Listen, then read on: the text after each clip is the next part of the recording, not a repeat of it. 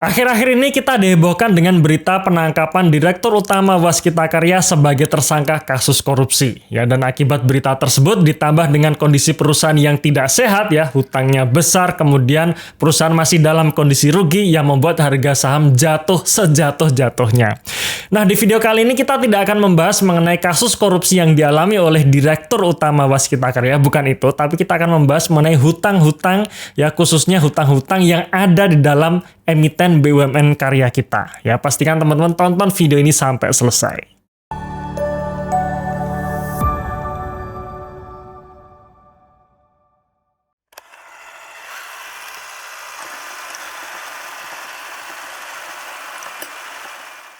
Oke, sebelum kita masuk ke emitennya, ya, mungkin di sini saya ingin sharingkan dulu mengenai pentingnya kita melihat hutang dari sebuah perusahaan. Hutang biasanya kalau kita bicara mengenai rasio, hutang ini digambarkan dengan rasio DER, ya, atau debt to equity ratio, di mana rasio ini membandingkan antara hutang atau debt dibandingkan dengan ekuitas, ya. Debt di sini saya hanya akan mengambil hutang bank dan penerbitan obligasi saja. Jadi saya tidak mengambil total liabilitas, bukan, tapi hanya hutang banknya saja. Nah, makin kecil DER, ya otomatis makin sehat perusahaan, ya. Dan kalau makin besar DER, maka makin sakit perusahaan, potensi gagal bayar di masa depan itu tinggi, ya. Bisa menggerus laba bersih, potensi gagal bayar atas hutang perusahaan tersebut, dan potensi sahamnya disuspend. Untuk itulah pentingnya kita mengetahui rasio DER dari sebuah perusahaan.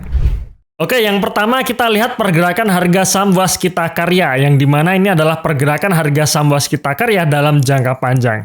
Dalam 5 tahun terakhir, harga saham WSKT ini sudah turun 84%, dan di harga sekarang, ya, ini menunjukkan level PBV 0,7 kali. Kita lihat hutang dari WSKT ini, ya. Hutang WSKT atau Waskita Karya ini ternyata masih sangat besar dengan total hutang, ya, baik itu hutang bank dan obligasi, baik itu jangka pendek maupun jangka panjang, itu totalnya sekitar 59,9 triliun rupiah. Dan jika kita lihat rasio DER-nya itu mencapai 686%. Ya, jadi bisa dibayangkan hutangnya yaitu 6 kali lipat lebih tinggi dibandingkan ekuitasnya. Dan dari tahun 2018 sampai 2023 tidak ada perbaikan DER sama sekali, yang artinya, ya, bahkan di tahun 2020 kemarin itu rasio DER-nya mencapai 2031%. Wow, sangat sakit ini perusahaan, ya. Kemudian ada saham ADI, ya, atau saham Adikarya Persero, saham dengan kode emiten ADHI. Ini juga kurang lebih mirip-mirip dengan Waskita Karya, ya, di mana dalam 5 tahun terakhir harga sahamnya turun 61%. Ya, di harga sekarang, di harga 388 menunjukkan level PBV 0,4 kali, ya, level PBV yang murah, ya. Cuman apakah memang ini murah atau memang murahan, ya, teman-teman bisa nilai sendiri. Kita lihat hutang dari ADI, ya, hutang termasuk rasio DER-nya.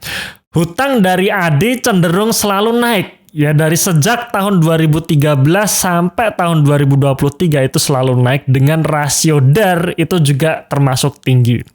Sejak tahun 2017 sampai tahun 2023 rasio DER-nya selalu di atas 100%, ya. Terakhir di posisi kuartal 1 2023 rasio DER-nya mencapai 128,65%, ya, rasio yang sangat tinggi menurut saya.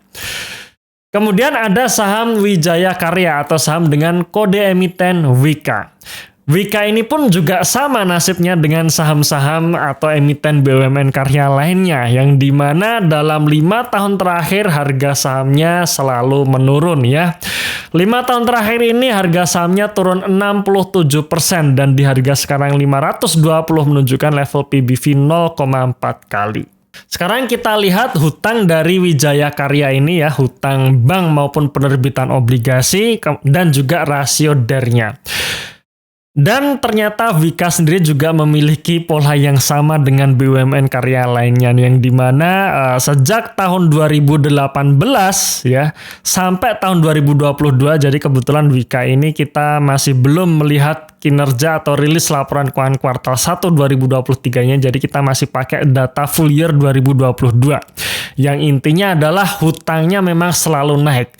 Sejak tahun 2013 hutangnya baru 1,6 triliun, di tahun 2022 naik menjadi 32,7 triliun. Rasio DER-nya pun itu juga tinggi.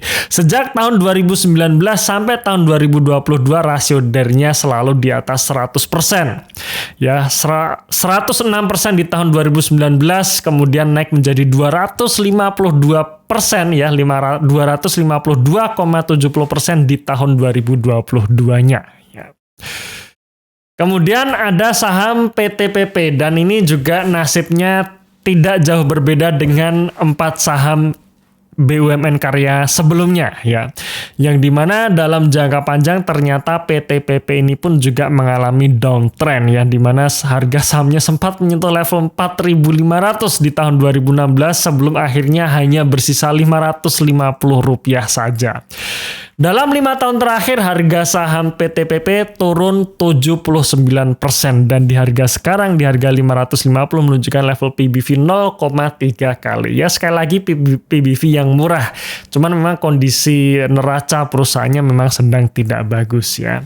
Kita lihat histori dari hutang PTPP ya, sejak tahun 2013 sampai tahun 2022 nasibnya juga kurang lebih sama dengan emiten BUMN karya lainnya, yang dimana secara nominal hutang dari PTPP ini juga cenderung naik dari 2013 2,1 triliun rupiah menjadi 18,9 triliun rupiah di tahun 2022-nya.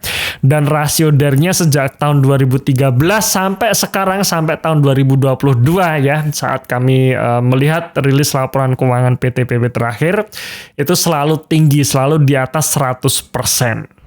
Oke, itu tadi kondisi hutang yang ada dalam BUMN karya kita ya, sekaligus histori dari pergerakan harga sahamnya. Ya, kira-kira dari 4 emiten tersebut Anda punya yang mana nih? Dan kira-kira sekarang sudah floating loss berapa?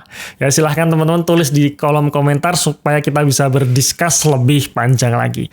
Terima kasih sudah menonton video ini sampai akhir ya. Tunggu video kami selanjutnya dan salam pasif income.